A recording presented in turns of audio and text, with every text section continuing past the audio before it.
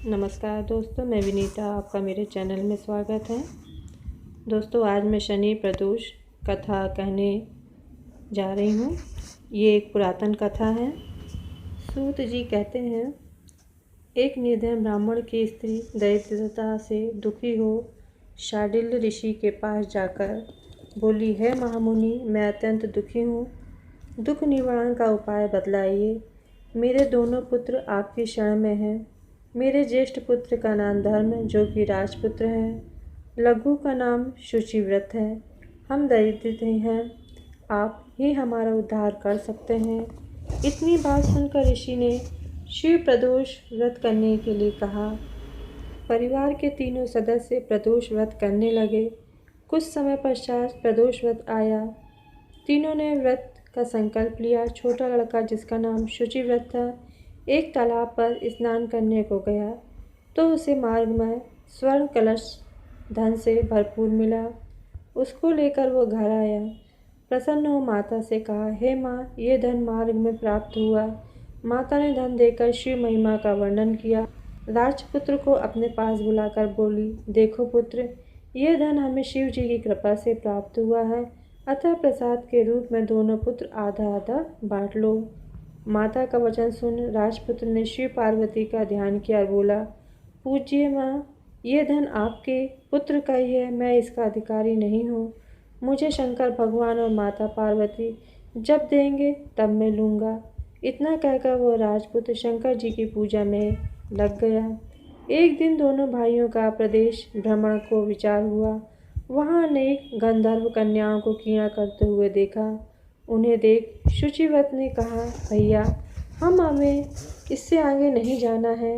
इतना कह शुचिव्रत उसी स्थान पर बैठ गया। परंतु राजपुत्र अकेला ही स्त्रियों के बीच जा पहुंचा। वहां एक स्त्री अति सुंदरी राजकुमार को देख मोहित हो गई। राजपुत्र के पास पहुंचकर कहने लगी, हे सखियों, इस वन के समीप ही जो दूसरा वन है, तुम वहां जाके देखो, भली भांति के पुष्प मिलेंगे।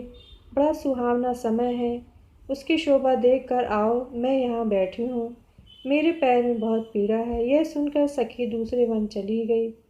वह सुंदर राजकुमार की ओर देखती रही।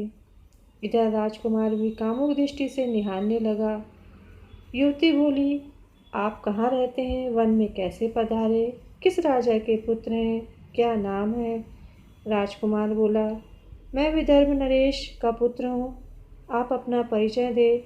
युवती बोली, मैं विद्रविक नामक गंधर्व की पुत्री हूँ, मेरा नाम अंशुमति है।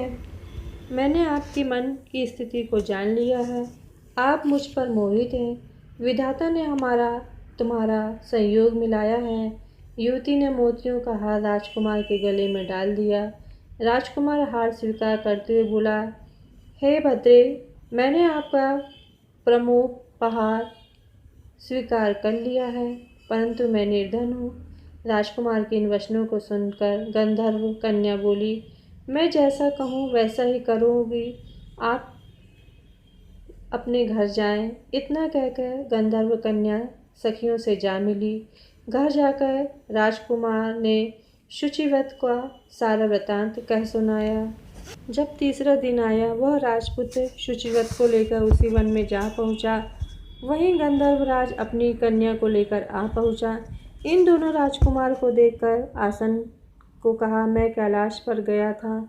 वहाँ शंकर जी ने मुझसे कहा कि धर्मगुप्त नाम का राजपुत्र है, जो इस राज्य विहीन निर्धन है, मेरा परम भक्त है। हे गंधर्वराज, तुम उसकी सहायता करो। मैं महादेव जी की आज्ञा से इस कन्या को आपके पास लाया हूँ, आप इसका निर्वाह करें। मैं आपकी सहायता कर राजगद्दी पर बिठा दूंगा। इस प्रकार गंधर्वराज ने कन्या का विधिवत विवाह किया।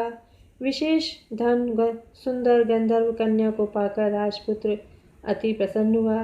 भगवान की कृपा से अपने शत्रुओं का दमन करके राज्य को सुख भोगने लगा। सूत जी कहते हैं, इस प्रकार शनि प्रदोष व्रत करने से एक निर्धन ब्राह्मण की स्त्री के पुत्र राज्य का सुख भोगने लगे। इस प्रकार शनि प्रदोष कथा समाप्त हुई। जय शिव शंकर।